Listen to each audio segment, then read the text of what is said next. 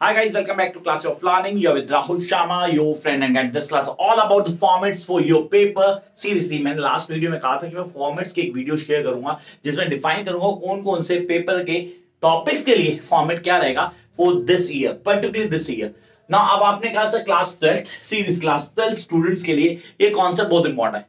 अच्छा, जो गाइस बेचारे 9th 10th 11th 12th में भी है, सीरियसली उनके बाद भी अगर ये टॉपिक है तो ये फॉर्मेट यही रहने वाला है। आई रिपीट, फॉर्मेट यही रहने वाला है, कोई चेंज नहीं होने वाला। तो शुरू करते हैं नोटिस से। नोटिस का फॉर्मेट क्या होगा और हम कैसे पूरे के पूरे नंबर लेके आएंगे नोटिस में। कॉन्सेप्ट क्लियर करेंगे बिगिनिंग से। The first thing, notice. पहले आएगा हमारा notice, name of organisation, date, heading. I repeat, heading. Heading basic point होता है जिससे हम किसी भी क्वेश्चन को ग्रुप करते हैं। तो आपने कहा heading. Then we have body. Body में सर मेरे पास क्या आता है? What, when, where, with.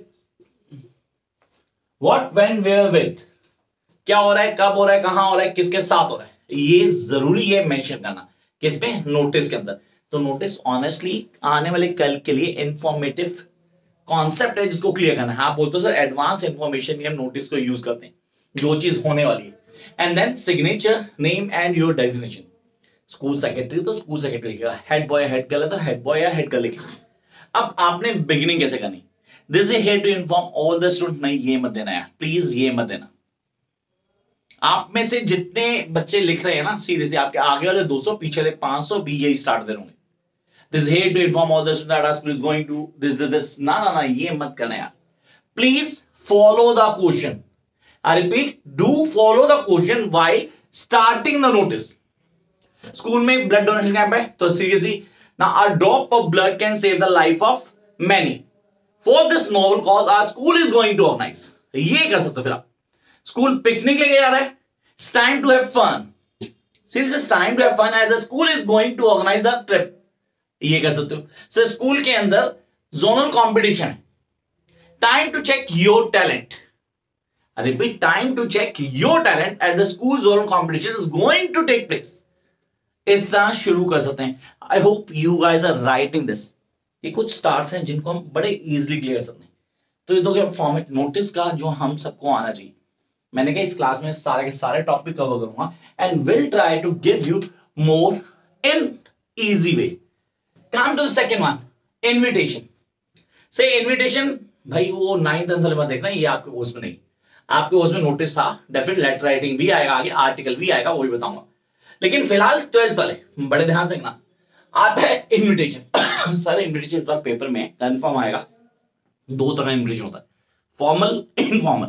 आपने कहा फॉर्मल इनविटेशन क्या होता है और इनफॉर्मल कौन सा होता है? फॉर्मल बोलते हैं प्रिंटेड को, घर पे शादी का कार्ड आता है यार, सीरियसली सर वो इन्विटेशन ही है, उसको फॉर्मल इन्विटेशन कहते हैं। ठीक है, लेकिन सर मेरे दोस्त ने क्या किया, एक छोटी सी पार्टी दी, गेट टुगेदर था, तो उसने एक लेटर की फॉर्म में छोटा सा इन्विटेशन बनाया और मुझे, मेरे 2-4 दोस्त को, सांची को दे दिया, ईशान को दे दिया, रिया को दे दिया और मुझे भी दे दिया। मैंने कहा चलो यार मेरे को भी मिल गया, सभी को नहीं भेजा उसने, सॉरी कांट हेल्प इट। तो उसने अलग अलग आइडियोलॉजी ले दी। आपने कहा सर ये इन्विटेशन भेज दिया, लेकिन ये प्रिंटेड नहीं था सर, ये इन फॉर्म ऑफ लेटर था। अब इन फॉर्म ऑफ लेटर था तो मुझे मिला इनफॉर्मल इन्विटेशन। ठीक है भैया, इनफॉर्मल इन्विटेशन कॉन्सेप्ट क्लियर हुआ। तो इसमें मेरे पास क्या करना होगा इसको भी समझाऊंगा मैं। पहले फॉर्मल की बात करते हैं। ये जो पॉइंट्स बता फॉर्मल है इनको दिमाग में रखना है, क्योंकि जो इनफॉर्मल लिखो तो भी दिमाग में रहेगा। पहला, written third person. Sir third person repeated होगा। आपने कहा on the occasion of so and so. इसका एक बेस्ट सॉल्यूशन है, 4-5 सॉल्यूशंस रीड कर लेना फॉर्मल इन्विटेशन के लिए। रिपीट टू एवरीवन, 4 से 5 फॉर्मल के सॉल्यूशंस रीड कर लेना। जब सॉल्यूशन रीड कर लेते हो आपको कॉन्सेप्ट क्लियर हो जाएंगे। तो आपने कहा return third person, name of the chief guest. Sir chief guest होगा, स्कूल में कोई इनविटेशन कार्ड बन रहा है तो चीफ गेस्ट होगा ना कोई तो आ रहा होगा यार। अगर किसी की मैरिज एनिवर्सरी, किसी का बर्थडे है तो चीफ गेस्ट वही होगा। फिर वहां डिफाइन उसको उस पर्पज से आएगा, चीफ गेस्ट नहीं, लेकिन हाँ मेजर बोल्ड लेटर्स उस पर यूज करेंगे। Then address, message. मैसेज बहुत इंपॉर्टेंट है भाई, जो इन्वाइट कर रहा है वो मैसेज तो देगा ना क्या एक्चुअली है क्या। एंड देन RSVP, सर वो जो डिटेल दिया था, असी तो तुसी थोड़े है तो सो एंड सो, ये सारी चीजें ऐड ऑन कर देता है RSVP में, मतलब आप जो करवा रहा है वो बताता है detail. So here address and phone number ये मेंशन कर सकते हैं। आपने कहा सर बेस्ट वे सिंपल सा, अभी मैं बताता हूँ एक बुक, उस बुक के अंदर मेरे पास 4-5 सॉल्ट इन्विटेशन दिए हुए जिनका मैं रीड करता हूँ। On the occasion of 14th birthday, 15th birthday, और now Sanch is going to be in teen this time. So on this occasion, her father is going to give a great grand party. Sir इस तरह आपने arrange किया। Now Sanch is going to be 18.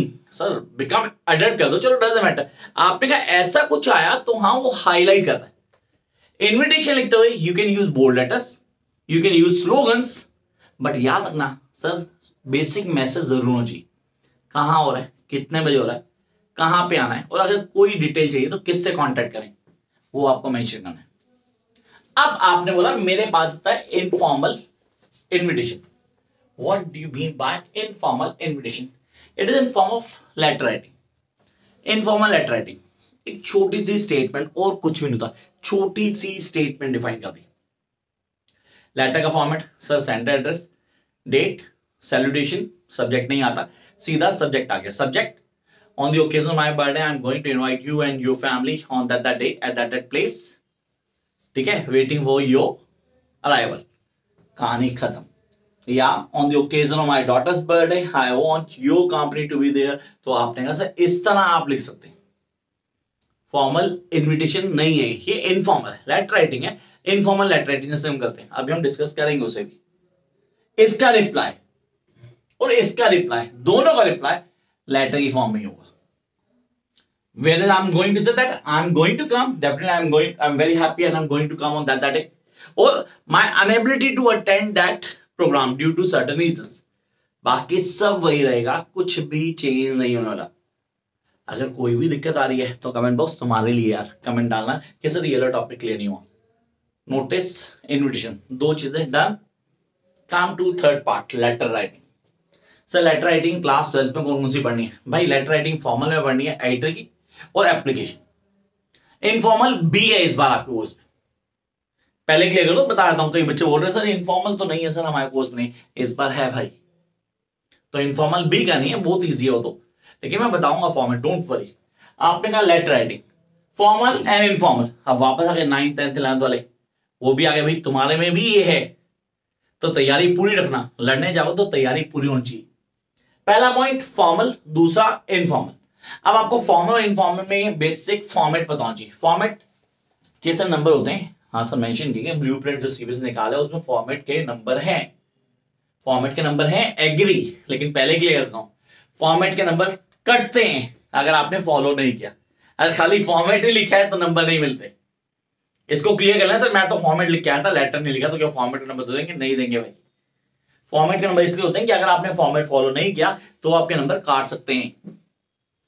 चलो यार, ये आ गया formal, ये आ गया informal. Sender address, date, receiver's address, subject, salutation, body, complimentary note, name, attachment if any. Attachment किसके लिए? सर जॉब के लिए रिज्यूमे दोगे आप, बायोडाटा या सीवी जो आपका होता है उसको अटैचमेंट कहते हैं। आपने कहा सर ये जो है बॉडी, अगर इस बॉडी के 3 पार्ट किए जाएं, कौन से वाले? बिगिनिंग, कंटेंट और and. Repeat, beginning, content and and. तो यहां लिखते हैं बिगिनिंग, यहां आ गया कंटेंट और यहां आ गया एंड। इसके 3 पार्ट सर, कंटेंट के भी 3 पार्ट किए जाते हैं। What you are talking about, अब लिख लेना है प्लीज, इधर जगह नहीं है। What you are talking about, what is the condition and what you want. तीनों चीजें आपको ऑन टिप होनी चाहिए। जब ये तीनों चीजें ऑन टिप होंगी तो आप चीजों को बड़े आराम से क्लियर कर लोगे। हाँ कर लोगे यार, एक एक चीज आपको आती होगी, आप समझ भी लोगे। This is really required guys, हमें आना भी चाहिए और हम कॉन्सेप्ट को भी क्लियर कर लेंगे। तो आपने कहा सर ये लेटर राइटिंग का पार्ट है। अब लेटर राइटिंग भाई, एक तो आएगी editor, letter to editor. Start कैसे देंगे? स्टार्ट बता रहा हूँ, घूट के लिख लेना। या बोलो, through the help of this letter I want to, exactly go on, yeah exactly यही लिखेंगे आप। through the help of this letter I would like to draw the attention of concerned authority, Hindi थोड़ा धीरे बोलता हूँ। through the help of this letter I would like to draw the attention of concerned authority over the issue। अब यहां आ जाएगा subject, ये तो होगी बिगिनिंग, तो ऑनेस्टली अगर आपने बोला स्टार्ट, परफेक्ट स्टार्ट है, इसमें कोई चेंज नहीं करना आपने. Through the help of this letter I would like to do the attention of concern authority over the के बाद सब्जेक्ट टॉक ले आओ. Beginning done. सर सब्जेक्ट के बाद व्हाट यू टॉकिंग अबाउट, अब उसको थोड़ा एलिब्रेट फॉर्म में बताओ, मतलब डिस्कस करके बताओ, डिटेल में बताओ. देन कंडीशन को हाईलाइट करो, जितनी कंडीशन बताओगे उतनी आपके लिए काम करेगी. फिर व्हाट यू वांट, भाई जो तुम्हें चाहिए वो तो तुम ही बताओगे ना, मैं थोड़ा ना बताऊंगा, मैं तो पेपर नहीं देने गया, मैं तो फॉर्मेट बताना है आप लोगों को कि भाई ये चीजें आपने ऐड ऑन कर लेनी. Is that clear? I hope सबको समझ में आ रहा है. तो ये कॉन्सेप्ट था हमारा, हमें क्लियर भी होगा, हमें समझ आ गया कि ये करना है, इसके बेसिक फॉलोअप है जिनको हमें हाईलाइट करना. ये हो गया लेटर टू एडिटर. लेकिन सर लेटर टू एडिटर नहीं आया, लेटर को जॉब आ गया. अब जॉब दो तरह से होगी, डायरेक्ट और इनडायरेक्ट. डायरेक्ट सीधा कंपनी को लिख रहा हूं, कंपनी का नाम, सर देखो बहुत सेंटर एड्रेस आ गया, आपका एड्रेस आ गया, डेट डाल दी, जिस कंपनी को लिखना उसका नाम आ गया, AHR एंटरप्राइजेस, उसका जो डायरेक्टर था उसको लिख दिया मैंने, सैल्यूटेशन रिस्पेक्टेड सर आ गया, बॉडी शुरू की, बॉडी में सब्जेक्ट तो डाला मैंने, for the post of so and सो जो भी थी. I don't have idea weather कि यहाँ पे आपको जनरल मैनेजर के लिखना है या इंचार्ज के लिखना है, कुछ भी हो सकता है. अब आप स्टार्ट करोगे, सीधा लिखना है through the help of your company advertisement on that paper on that day. सीधे से अगर मैं लिखूं through the help of your company ABC enterprises, through the help of your company ABC Enterprises, now advertisement posted in the Times of India on 12th of February for the post of general manager. I would like to, serious I would like to, sir मैं अपने आप को post कर रहा हूं ना, apply for myself as I do have that experience, जो आपने मांगा सीरियस जो भी एक्सपीरियंस था, and other requisite was being wanted by your company and sending my resume along with this letter. Thanking you yours truly. आपका नाम आ गया, signature आ गया, अटैचमेंट करोगे, वो CV ऐड ऑन कर दोगे. I hope now it's clear to you कि CV आपने ऐड कर दिया. क्लियर? तो CV का फॉर्मेट क्या होगा? CV का फॉर्मेट क्या होगा एग्जैक्टली ये तो मैं बताऊं जी. CV में सबसे पहले आपका नाम आएगा, फिर आपके फादर्स नेम, आपका permanent address, that is really important, permanent address, उसके बाद लिखो postal address. I hope you guys are writing. Repeat करता हूं, आपका नाम, father's name, mother's name, permanent address, postal address, education qualification. Postal address क्या है? पोस्टल एड्रेस और जो परमानेंट एड्रेस होता है अलग होता है. बेसिकली पोस्टल एड्रेस यूज किया जाता है जहां पे आप चाहते हो पोस्ट आए आपकी. सेम भी हो सकता है, उसमें कोई फर्क नहीं पड़ रहा, अलग भी हो सकता है लोगों. तो रिपीट करता हूं, आपका नाम, आपके father's name, mother's name, date जरूर डालेंगे ऊपर, विद फोन नंबर, ये साथ में ऐड करोगे. फोन नंबर फिक्टिशियस होगा, जैसे कि आपने 9812345678 कंप्लीट 10 नंबर पूरे हो गए, तो ऐसा नंबर डाल सकते हो आप. ऐसा नंबर अपना मत डाल देना यार. तो यहां आपने बोला मैंने शुरू किया, आपका नाम, डेट जो आ गया, आपको फोन नंबर आ गया, then father's name, mother's name, postal address, permanent address, education qualification. This is the major point जहां आप गलती कर सकते हो. एजुकेशन क्वालिफिकेशन मीन्स भाई जो जॉब है ना उससे रिलेटेड होनी चाहिए. जॉब मांगे हो स्पोर्ट्स टीचर की और आप दिखा दो MBA, तो गलत हो जाएगा, ब्लंडर हो जाएगा. वहां पे आपको चाहिए ऑफिस मैनेजर, आप यहां दिखा लो स्पोर्ट्स में ये एन दो, ना ना ना ये नहीं चलेगा. आपकी एजुकेशन क्वालिफिकेशन, प्रोफेशनल क्वालिफिकेशन दोनों जॉब से रिलेटेड होनी चाहिए. ये आपको चेंज करनी पड़ेगी. यहां पे आपका IQ लेवल काम करेगा, तो इसको इधर उधर मत करना है. तो I hope now you getting the point in your mind clearly कि आपने उसको चेंज करना है. Education qualification, then we have the professional qualification. So there is a difference between education and professional, वो ध्यान रखना. देन एक्सपीरियंस, जो भी आप था जहां भी आपने किया उसका एक्सपीरियंस बताएंगे आप. And then salary last down, जो सैलरी आप लास्ट लेते थे, सैलरी एक्सपेक्टेड, जॉब एक्सपेक्ट करते हो अभी. Then language known, hobbies, nationality, marital status, sex, and then आपका सिग्नेचर और कहानी खत्म. ये है आपका CV. तो जिन्होंने समझा नहीं वो क्या करें, दोबारा से थोड़ा सा पीछे जाना, तसल्ली से लिखना, ये आपको पूरा क्लियर हो जाएगा. I hope now it's clear to you. जब कहते हैं नेक्स्ट सेगमेंट के ऊपर, दिस रियली इंपॉर्टेंट. सर ये तो हो गया कौन सा, एडिटर का लेटर, डायरेक्ट और इनडायरेक्ट. सर अगर वो एडिटर को जो लेटर लिखा वो थ्रू एडिटर हो, ये तो डायरेक्ट वाला हो गया सर। अगर एडिटर के थ्रू तो स्टार्ट कैसे करेंगे? Through the help of, I repeat, through the help of your steam newspaper column advertisement of so and so company, जो ABC Enterprises थी, on that day for the post so that I would like to apply myself for the same। अब भाई मैं यहां पे किसको address करूंगा? Editor को, क्योंकि यहां मैं डायरेक्ट नहीं लिख रहा कि भाई अब तो उसके पेपर में आई थी एडवर्टीजमेंट, तो मैं उसको लिख रहा हूं, वो आगे पोस्ट करेगा, बाकी सब सेम रहेगा, कुछ चेंज नहीं होने वाला। ओके सर, ये आ जाती है इनफॉर्मल। अब जैसे कि अगर वो इनफॉर्मल लेटर आए तो मैं क्या करूंगा? तब तो सर इजी हो गया ना। क्या आ गया? Send address, date, receive address नहीं आएगा, डेट, सैल्यूटेशन, बॉडी। बॉडी में क्या आएगा सर? बिगिनिंग आएगी डेफिनेटली, कंटेंट आएगा, एंड भी आएगा, लेकिन कंटेंट में कंडीशन नहीं आएगी। कंटेंट में तीन चीजें होती, क्या बोली थी sir? What you are talking about, what the condition, what you want. यहां से दो चीजें आएंगी, what you are talking about, what you want. कि जो इन्फॉर्मल है, चाचा, मामा, ताया, पापा, मम्मी, इनको लिखा जाता है। मेरे नियर डियर को लिखता हूं तो उनको कंडीशन नहीं बताता मैं, कंडीशन मैं अननोन बंदे को बताऊंगा ना यार। तो आपने ये क्लियर करना है कि भाई मेरे को बड़े इजीली डिफाइन कर देना है body and then it's all over. तो आपने कहा ये तो हो गया फॉर्मेट हमारा किसका?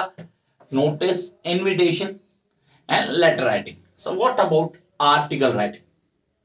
ये जो होता है स्पीच, इस बार कोर्स में नहीं, हाँ नहीं है speech, not in you course now. Article है आपके कोर्स, तो सांस ले लो थोड़ी अच्छी, क्योंकि स्पीच नहीं आती, डिबेट नहीं आती, फर्क नहीं पड़ रहा। एंटिकल पैराग्राफ भी नहीं है आप लोगों को, 10th वालों को उसमें है भाई, उनके लिए कल वीडियो आ जाएगा एंटिकल वालों की, टेंशन मत लेना आप। यहां आ गया article writing. Sir article writing तो करना क्या? हेडिंग देनी है सबसे पहले, हेडिंग। जिसने हेडिंग ली उसका डब्बा गोल। क्यों सर? सर आपके ऊपर से अगर ऊपर वाला माना हटा दो, ये गर्दन हटा दो, तो कैसे पता लगेगा क्या है भाई? तो हेडिंग चाहिए, हेडिंग के बिल्कुल नहीं चाहिए बाय जो भी आप लिख रहे हो, जो भी आपने नाम दिया हो वो, नहीं तो ABC XYZ लिख सकते हो।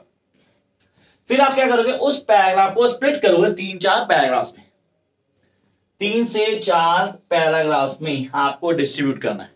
अब मैं बताता हूं कैसे करना है। इसके लिए आपको अप्लाई करना है DID। DID अप्लाई करना है। DID याद करना मुश्किल है, डांस इंडिया डांस मत लिख देना। ये था define the topic, importance and demands. इसके लिए एक और क्लू देता हूं लोगों, बहुत easy. Start your article with a slogan. I repeat, always start your article with a slogan. एक स्लोगन से आंसर को शुरू करो। जब स्लोगन से आंसर शुरू करते हो ना, आपका कॉन्सेप्ट बहुत स्ट्रॉन्ग होता है। आपको पता चलता है यार मुझे कैसे लिखना है, लिखने का तरीका क्या होगा। तो सर स्लोगन से स्टार्ट करो। आपने कहा this is really important, the importance of mobile phones. Start करना है, कहते सर ये तो बहुत इंपॉर्टेंट है, sir importance of mobile phones now days. अगर टेक्नोलॉजी की बात करते हो सर, इस पर टॉपिक आ गया तो what I am going to start. Time flies on wings, yes time flies on wings, and today's word on mobile phone. बिल्कुल सच है, टाइम तो बड़ी तेज भागता है। तो आज का दिन जो है ना, हमारी ये जनरेशन है, यही फोन पे ही भागती है। फोन बंद करो, लाइफ खत्म हो जाएगी आप लोगों की। तो आपने कहा this is something that I need to address. अब मैं इसी स्लोगन को, फ्रेज को एक्सप्लेन करूंगा और मैं टॉपिक को एक्सप्लेन कर दूंगा पूरा। यही करना आपने पूरा टॉपिक एक्सप्लेन हो जाएगा आपका। This is the basic request. I hope you guys are getting the point. Importance, क्या इंपॉर्टेंस है आप उसको हाईलाइट करते हो, रोल बताते हो उसको पूरा डिफाइन करते हो। देन आप लास्ट में क्या चाहते हो? डिमांड्स। और जो लास्ट पैराग्राफ दोगे, conclusion, DID and then conclusion. I hope this is the best way to write on article. I hope. अब आप लोग नहीं समझते तो चॉइस दूसरी हो सकती है। मैं चाहूँ तो एक्शन भी बता सकता हूँ, मैं तो ऑकवर्ड भी बता सकता हूँ, काफी अलग अलग वेज भी हैं, लेकिन फिलहाल सबसे बढ़िया वे ये है आपके लिए, शॉर्ट एंड एक्यूरेट। आगे आते हैं भाई, हमारे पास क्या आता है? Report writing. कई लोगों के लिए सिर दर्द है रिपोर्ट राइटिंग, जिनको आज भी रिपोर्ट राइटिंग नहीं आती। रिपोर्ट राइटिंग दू तो मेरी क्लास में एक रिया नाम की स्टूडेंट बेचारी बैठी रहती है, रिपोर्ट सर ने दे दी तो मैं इसको कैसे करूं। मतलब सीरियसली रिपोर्ट राइटिंग आ गई। तो रिपोर्ट राइटिंग ईजी यार। अब मैं तुम्हें तरीका बताता हूँ कितनी ईजी। रिपोर्ट राइटिंग दो आती है, रिपोर्ट राइटिंग फॉर्मल या informal.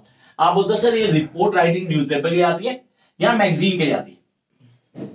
It can be for newspaper और it may be for magazine, दोनों में से किसी एक के लिए हो सकती है। आपने क्या इसको कैसे करना है, करने का तरीका क्या हो, कॉन्सेप्ट कैसे क्लियर करते हैं, दिस इज रियली इंपॉर्टेंट।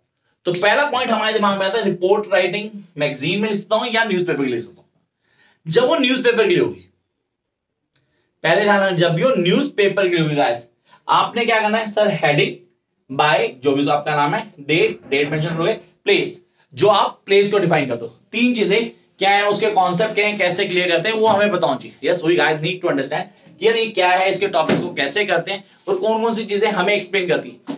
तो ये पॉइंट था कि आपको हेडिंग का ध्यान रखना है, बाय डेट और प्लेस, तीन चीजें ऑन टिप है। I hope it's clear. Come to next one, इसके चार पार्ट्स करने आपने। ये चार पार्ट्स कौन से होंगे?